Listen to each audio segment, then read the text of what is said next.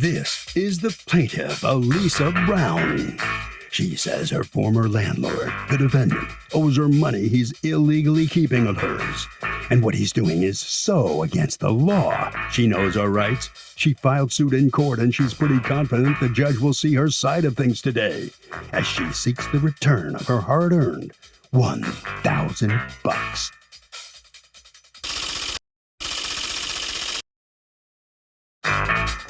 These are the defendant's children, Anna Walters and Jim Shinko. They say the plaintiff broke her lease early and only paid a portion of her last month's rent. So their father owes this woman Zippo. Anna even tried being nice by offering the plaintiff a portion of her deposit back, but she ignored her, then turned and filed this lawsuit. Oh, her? No way. Their father is accused of not giving it back.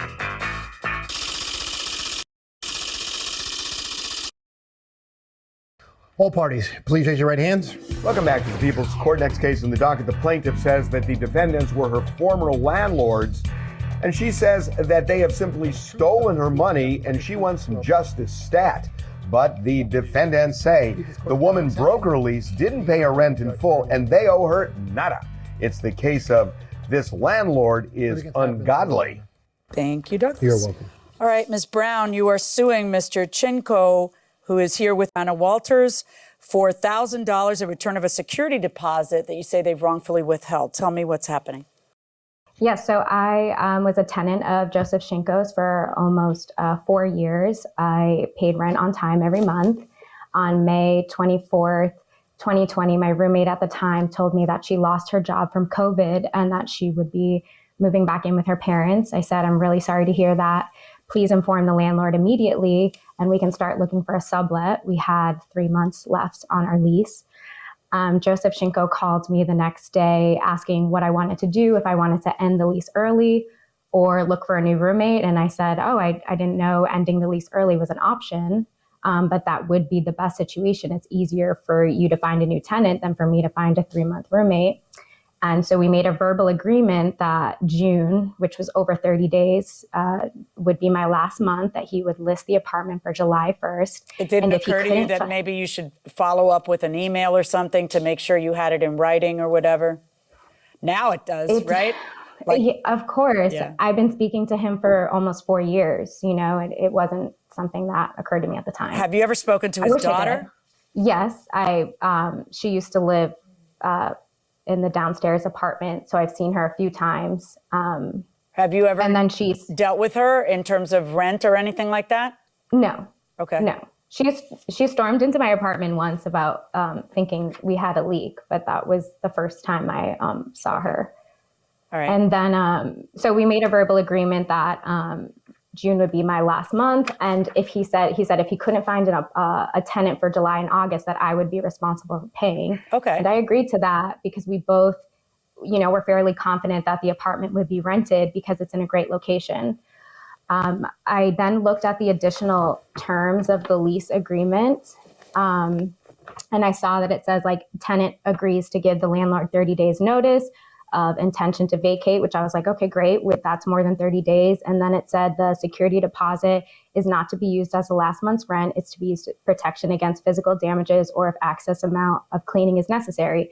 So I abided by this. I paid June's rent with the expectation I'd be getting my security deposit back. I also had a text conversation with Mr. Shinko's son-in-law, or maybe ex-son-in-law. He lived downstairs too, on May 29th.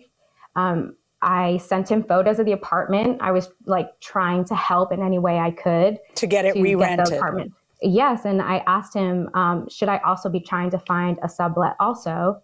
What ends up happening? You guys do rent it for July, right, Mr. Shinko? Got July rent from something else, yes. Yeah. However, her story and our story don't align. Yeah, so you tell me your version of what it is that you told her she could or couldn't do. Okay, well, first of all, I'm Jim Shinko, the son of Joe Shinko. Oh. So I never spoke to her. Yeah, yeah, you both have power of attorney, so go ahead. Okay, so thank you, Your Honor. From our position, we think anyway, it's reasonably straightforward. We do have a lease with the tenant. The lease clearly states the start time and the end time. The tenant did not honor the lease, as she stated. She left early in June. She did not pay the complete June rent. She did not pay July. She did not pay August. What did she pay in June? I think it was either $1,000 or $1,100. Okay. What did you pay in June, Ms. Brown? I paid $1,100. That was my portion of the rent. And my roommate, who lost her job, said that they could take her security deposit. What's your roommate's name? Felicia. Did you guys return to Felicia her security deposit? To my understanding, we have not. Of course not, because if you didn't return hers, you're not going to return the other person's. So that means that you have the other part of June by virtue of keeping the security deposit. Because we're not talking, there's no damages in this place. So we're talking about breaking the lease and what the punishment should be for breaking the lease. And the punishment is, what are you folks out? You don't get to make a windfall. You just get to be whole.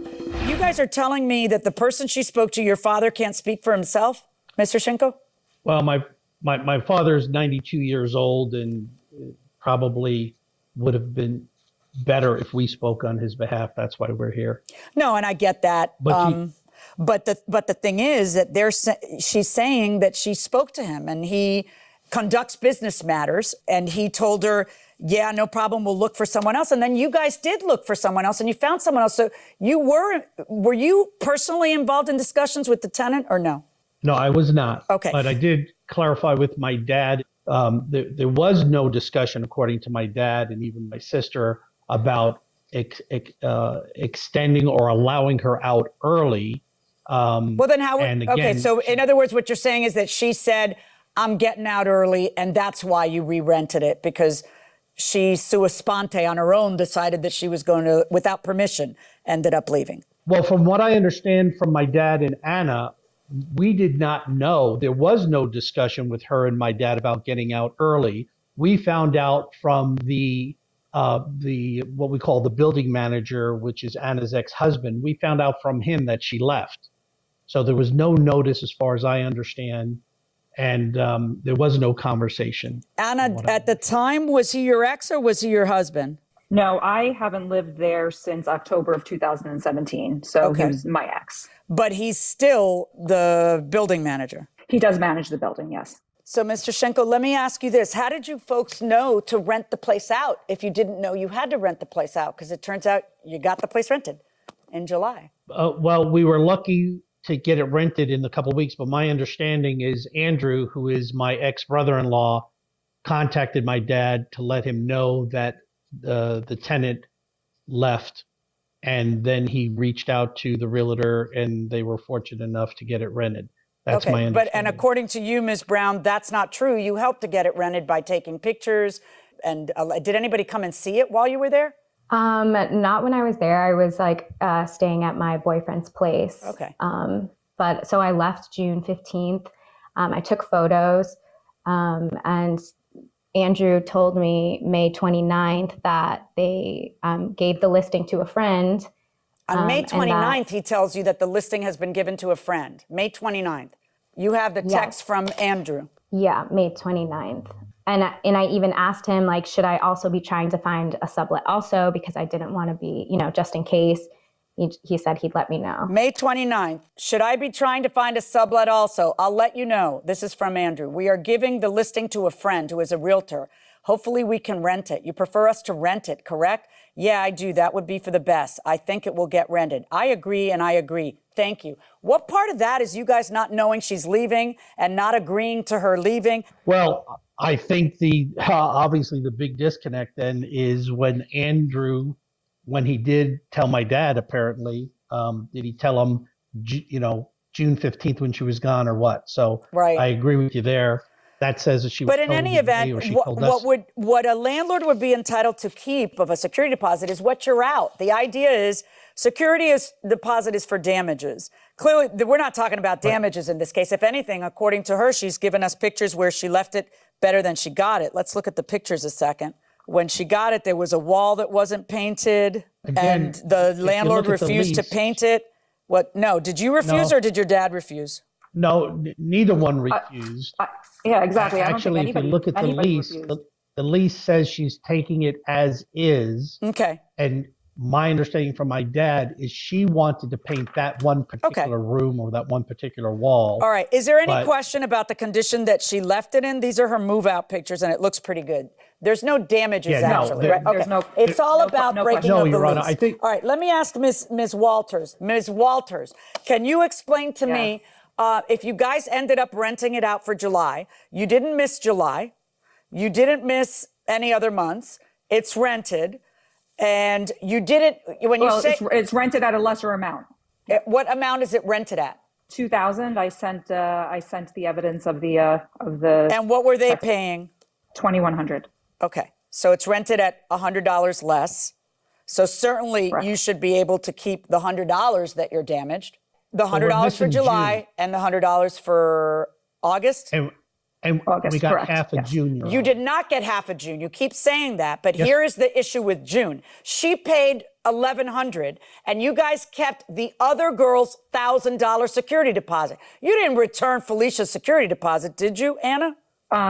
No, but Right. as stated, that last month rent is not supposed to be a security No, it's deposit. not, but it was. See, she's not a thief. She paid her rent. Lots of tenants just say, "Oh, I'm using it as security deposit." She didn't do that.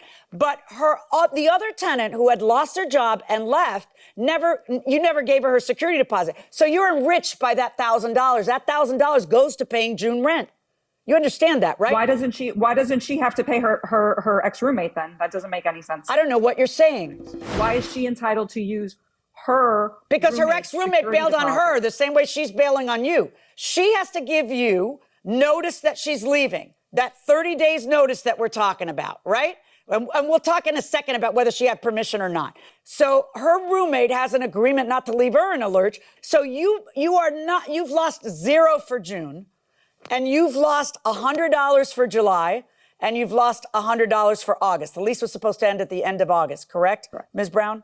Correct. So that means you should be able to keep $200, but you've kept $1,000. And by the way, did you guys ever even send a letter within 14 days laying your claim to the security deposit and saying why?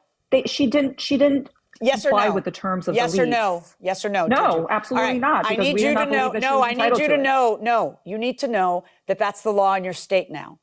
New York requires you to send a letter as the landlord, and have proof that you sent it. So I'm just telling you this for the next time.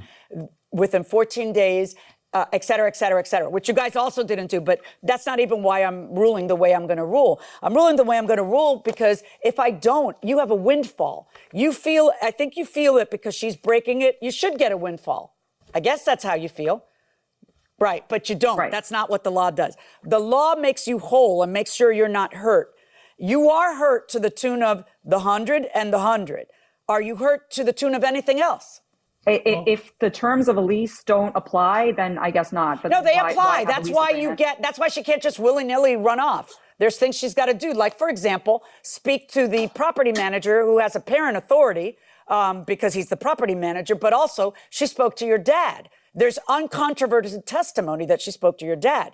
You guys are telling me, well, dad says she didn't, but there is a text from May 29th from your ex telling her we're giving the listing to a realtor. So clearly, there were discussions way before you think there were discussions. There were discussions in May because she spoke to your dad in May, then speaks to Andrew and gives him all the nice pictures of the apartment to help with the rental. And then here is what Andrew says. Let's read it again. May 29th. He says, thank you so much for the pictures. She says, no problem. Should I be trying to find a sublet also? Because she doesn't want to get in trouble. She's trying to do the right thing. And then he says, I'll let you know. We're giving the listing to a friend who is a realtor. Hopefully we can rent it. You prefer us to rent it, correct? Yeah, I do. I think that would be for the best. I think it will get rented. I agree and I agree. Thank you. All right. So maybe you didn't know about this. Did you know about this or you had never seen this, Ms. Walters? Right. Okay. I have not seen that. So it looks like she had discussions with your dad beforehand. See, technically speaking, you shouldn't be able to hold on to any of the security deposit because you didn't send out that letter in 14 days as the law requires. But I find that in this case, that requirement was waived because clearly the plaintiff made an agreement with your father that if he was out any money, she would recompense because the agreement was if you can't rent it out, I'll pay rent. The only thing that you can keep as a landlord in court is your damages. And what are your damages? from what I have heard, your damages are $200, not $1,000. And she's right to keep the $200 of it because she's rented it out for less. Okay, so I'm going to order them to return $800 of your security deposit, Ms. Brown. Okay? Great. Your Honor, can I? Good luck, ask a everybody. Question?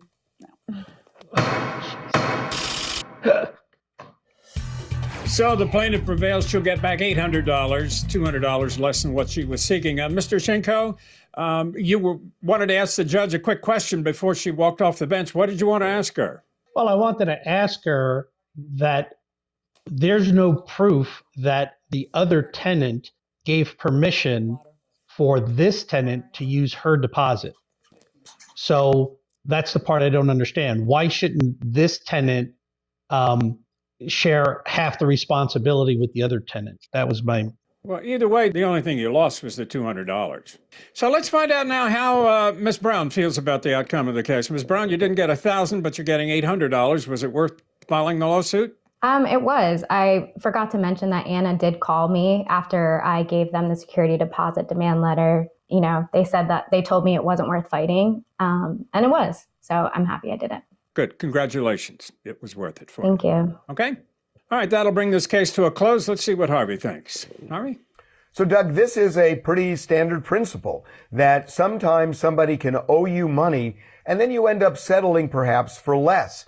That settlement sticks and you can't get a second bite of the apple and go back in and say the person owes you more. When you settle, you settle. Have the judges had any specialized training in human behavior that would help them determine if a person is not being truthful? How do you guys figure it out? Every single case that comes before you in the courtroom is the clash of two different versions of the truth to some extent, right? Yeah, most of them. And, most every single one. Boy, if there was just some magic way to figure it out. But I do look at certain cues come to me, like if somebody's testifying and giving me this account of what happened, and all of a sudden they start throwing in things like, to be honest, or to tell you the truth, like, you know, that doesn't need saying. You're under oath and you're testifying in court. Okay, don't throw that in now. And, you know, you look for, things like, are they making eye contact? Aren't they? Do they suddenly change their head? Does their breathing change? Does their voice change its timbre and tone? But that stuff's not really reliable. So at the end of the day, judges are going to look at, is the testimony internally consistent so that it kind of flows? And does it square with the evidence? Right. Is it corroborated? Right. Everyone thinks there's some magic, bullet there where you just, their eyes shifted. That's not really how it works. It's the facts, the facts, the facts. So you go back and forth and you cross-examine and you know something they said before and then they say something different and then you cross-examine them with it and then you watch how they weaken and then you watch how they crumble. Well, that sounds like you and me when I'm trying to get one by you. Yeah, that doesn't happen. But I have taken a polygraph. You did? You did? Took a polygraph exam. I was only about 16, 17 years old when they hooked me up. That's ridiculous. I would never let my child.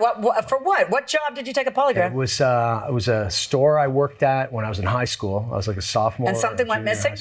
Stuff was going missing. I was walking out, probably out the back door of the store, and they took each one of us in turn into the break room. Like, you didn't know it was going to happen. Nobody said you're going to take a polygraph. You just came in. They said, come on in here. Days. Came in, boom, you sat down, they hooked you up, they asked you all the questions, etc. You sure it was a polygraph? Didn't they? Maybe they just like hooked you up to like a Jiffy Pop and you think it was a polygraph because you were so young? I watched the needle movement and everything else. And how'd you do? Well, I'm still a free man, right? So.